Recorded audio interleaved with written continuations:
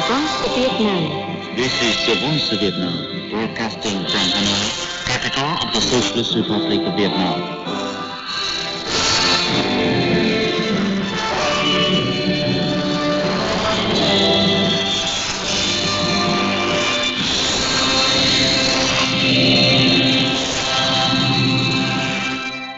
Welcome to the Voice of Vietnam. I'm Kim Thi. On today's show, after the news, current affairs sheds light on Vietnam's consistent priorities of strengthening the macroeconomy, resilience, and self-reliance. Our Colorful Vietnam 64 ethnic group segment will tell you about the efforts by Bình Thuận province to promote folk singing and dancing. Finally, Personality of the Week will profile a woman who promotes agricultural products of Bắc Cạn, Northern Mountain Province. But first, here's the news.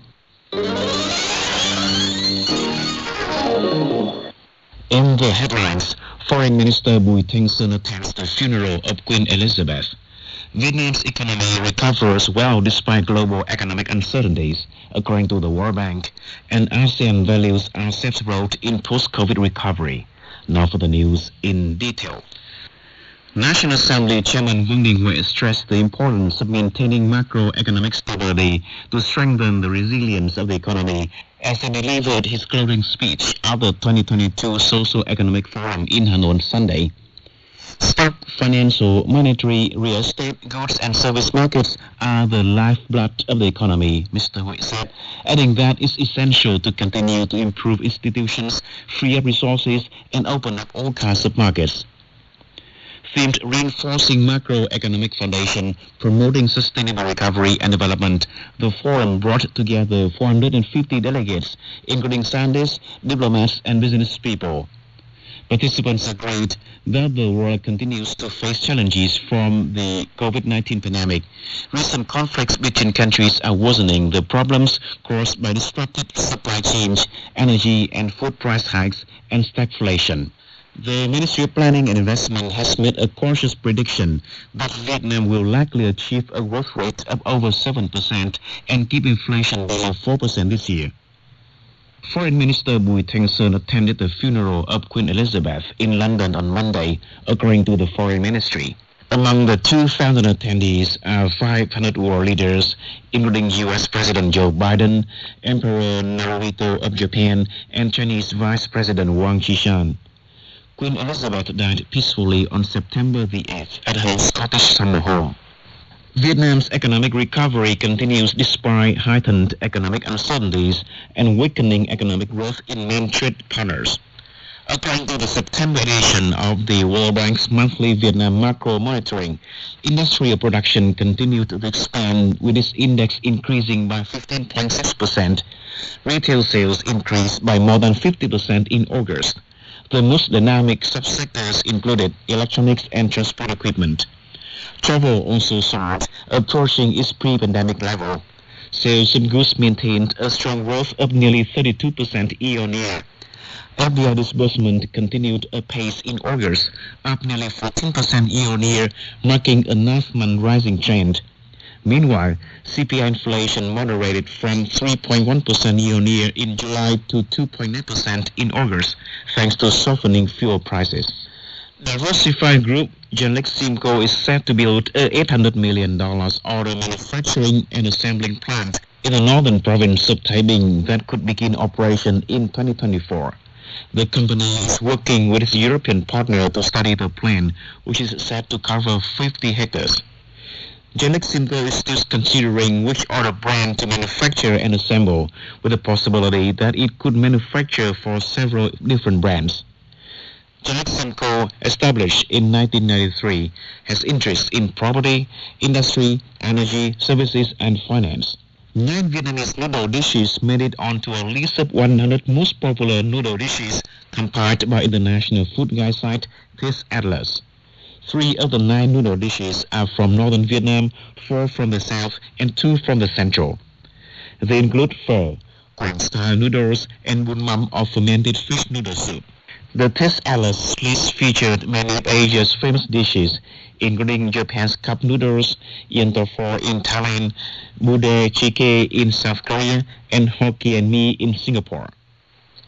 Various valuable national treasures and antiques unearthed at the World Heritage Site of Baekje, as well as images of Jeju Island, South Korea, are displayed at an exhibition in Hanoi. The event features the Baekje Heritage Site, symbolizing Baekje's splendid culture 1,400 years ago, and Jeju Volcanic Island and Lava Cave, which showed geological characteristics and the development process. The two localities were listed on the UNESCO World Heritage List in 2015 and 2007 respectively.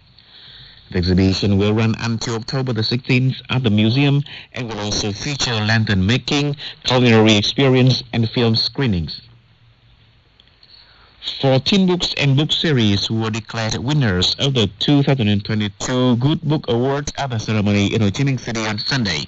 The books, including both Vietnamese books and translated publications, were in 7 categories: research, education, economics, management, literature, children's books, and new discoveries.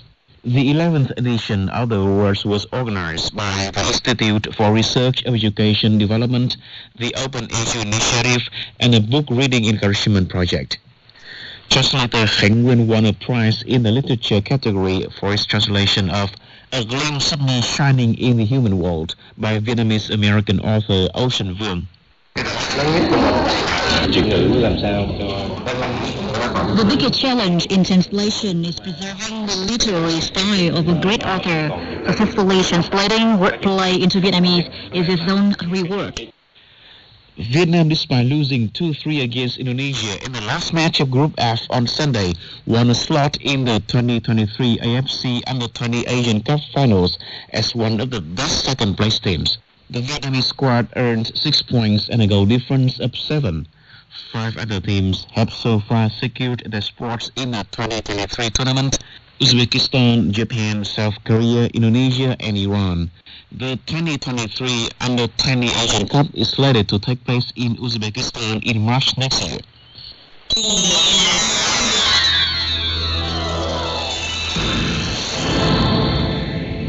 And now some more news. The Regional Comprehensive Economic Partnership, or RCEP, will boost post-pandemic recovery efforts, according to a joint statement of the Association of Southeast Asian Nations. The statement was published on Sunday after the RCEP ministerial meeting in Cambodia's Siem Reap province on the sidelines of the 54th ASEAN Economic Ministers meeting.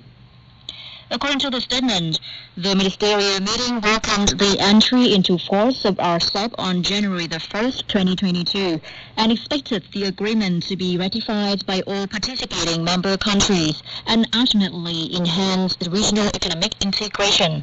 RCEP signed in 2020 is a free trade agreement between the 10 members of ASEAN and 5 partners, including Australia, China, Japan, New Zealand, and the Republic of Korea. Kyrgyzstan and Tajikistan said on Sunday that nearly 100 people have died in their border conflicts, the worst outbreak of violence in years between the two former Soviet Central Asian neighbors. Kyrgyzstan and Tajikistan clashed over a border dispute last week, accusing each other of using tanks, mortars, rocket artillery, and assault drones to attack outposts and nearby settlements.